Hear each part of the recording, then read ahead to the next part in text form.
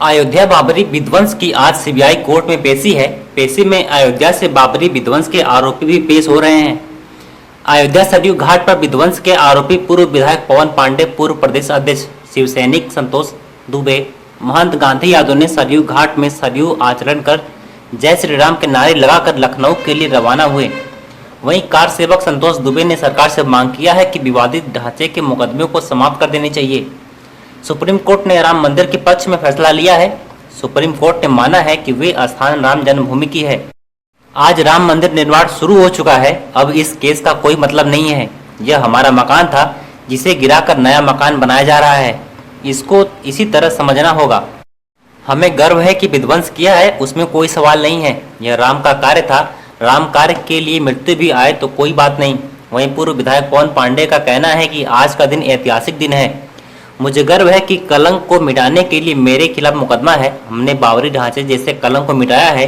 आज टाइटल का फैसला पूरा हो चुका है। बाबरी मस्जिद पक्षकार रहे इकबाल अंसारी ने भी मुझे इस मुकदमे को समाप्त करने की मांग की है। उनका बयान का हम सब स्वागत करते हैं। अब हमारी मांग है कि सरकार इस मुकदमे को समाप्त करे। ऐतिहासिक दिन है क्योंकि सारी गवाहियों को क्लोज करने के बाद सीआरपीसी 313 के तहत जो बयान होता है वो मुलजिमों का होता है। उसको जो अपनी सफाई में जो कुछ कहना होता है, कोर्ट का अंतिम अवसर होता है जब वह अभियुक्त अपनी बात को कहता है। यह हम लोगों के लिए गर्व की बात है कि हमको इस कलंक को मिटाने में, इस ढांचे को गिराने में हमको एक्यूज बनाया गया है।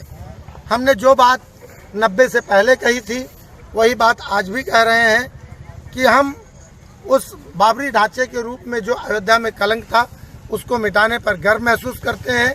सुनवाई का तो अर्थ यूँ तो कहा जाए तो गलत नहीं होगा कि सरकार को सब वापस ले लेना चाहिए, क्योंकि सुप्रीम कोर्ट ने एक फैसला किया है कि वहाँ राम जन्मभूमि थी, है और आगे भी रहेगी और भव्य मंदिर का निर्माण होगा।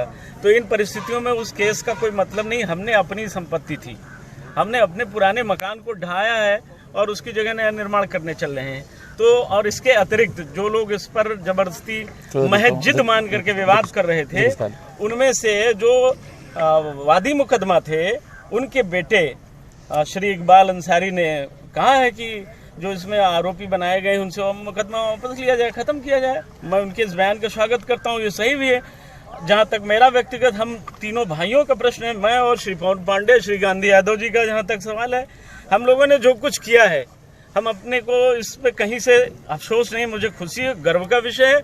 और हम अपने परिवार को, अपने इस जनपद को, अयोध्या की इस माटी को धन्यवाद देते हैं। माता सरयू को धन्यवाद देते हैं कि उन्होंने हमारे जैसे लोगों को पैदा किया, जन्म दिया और हम यहाँ पले पोसे जवान हुए और राम कार्य किया। हमें अपने किए पर कोई पछतावा नहीं। करोड़ों हिंदू भावनाओं के साथ हम लोगों ने अपने धर्म का संपूर्णतः निर्वाह किया है। इस पर हम लोग पीछे हटने वाले नहीं। राम कार्य के लिए मृत्यु भी आवे तो उसका भी स्वागत है। आखिर 4 गोलियां खाकर भी तो जीवित हैं।